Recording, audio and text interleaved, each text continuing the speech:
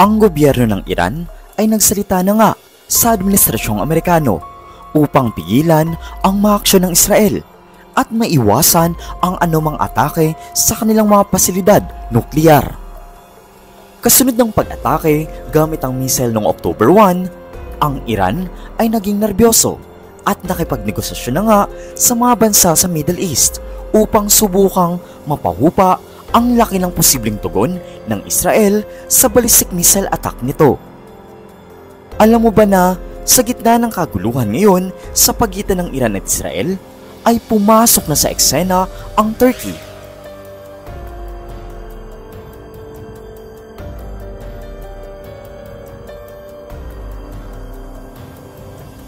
At hinimok ng Russia, Syria, at maging ang Iran na gumawa na ng aksyon upang matigil na ang pag-atake ng Israel sapagkat sila ay apektado na rin.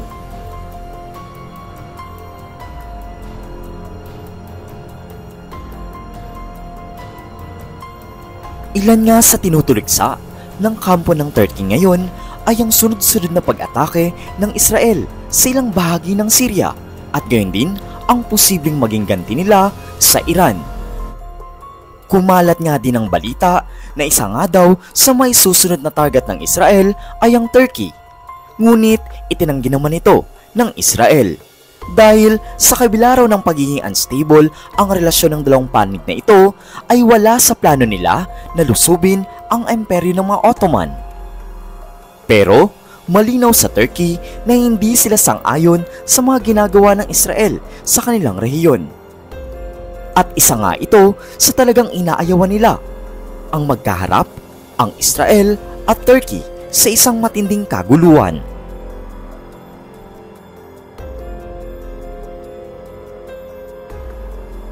Matindi ang kritisismo ni Turkish President Recep Tayyip Erdogan laban sa Israel, lalo na mula nung magsimula ang digmaan laban sa Hamas noong October 2023. Inakusahan nga ni Erdogan ang Israel ng genocide at inalintulad si Israeli Prime Minister Benjamin Netanyahu kay Adolf Hitler. Tinawag din niyang Zionist Terrorist Organization ang Israel at hinikayat ang United Nations na magsagawa ng aksyon laban nga sa Israel. Ang mga pahayag na ito ay tumutugma sa matagal ng kritisismo ng Turkey sa mga aksyon ng Israel sa Gaza at mas malawak na rehisyon sa gitnang silangan. At lalong mas lumala ang tensyon sa pagitan ng dalawang bansa nang magresulta sa pag-recall ng Turkey ang kanilang ambasador sa Israel at paghinto ng kalakalan noong Mayo.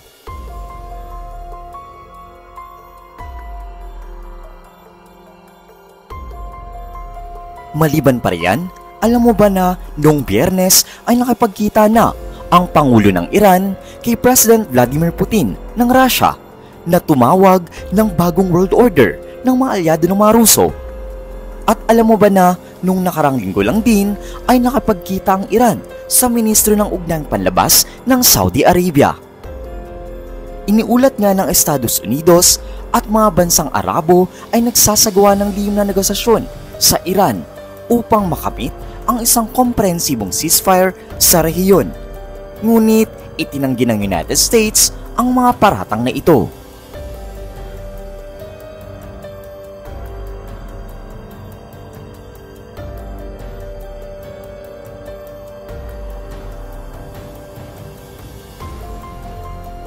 At ngayong linggo rin, isang grupo ng mahigit 35 mambabatas sa Iran ang nagmungkahi na magtutulungan ang bansa para makamit ang mga nuclear weapons. Ang pambihirang pag-uusap ng mga Iranian officials at media tungkol sa posibilidad ng pagkakaroon ng nuclear bomb ay isang bagay na hindi inaasahan ng ilang taon nang nakakalipas. Ang mensahe na ito ay para sa United States mula sa Iran. Kung hindi nyo pipigilan ang Israel, magpapasigla kami ng armas nuklear. At ang pagtutulak sa amin ay nangangahulugang huwag targetin ang aming mga pasilidad nuklear.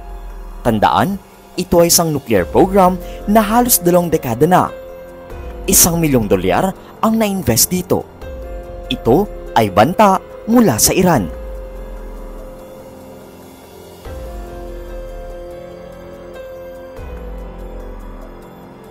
Ngayon, ang tanong ay, susundin ba ng Israel ang matawag mula sa Administrasyong Biden na humihiling sa Israel ng proportional na tugon?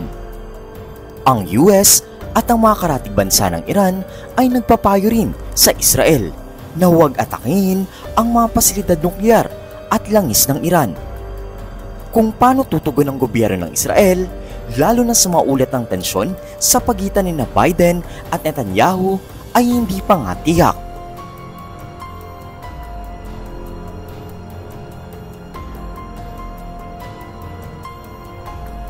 Sa unang pagkakataon, sa loob ng 2 buwan, nag-usap si Biden at Netanyahu noong Miyerkules sa isang tawag sa telepono na tumatalakay sa mga plano ng Israel na magiganti nga laban sa Iran.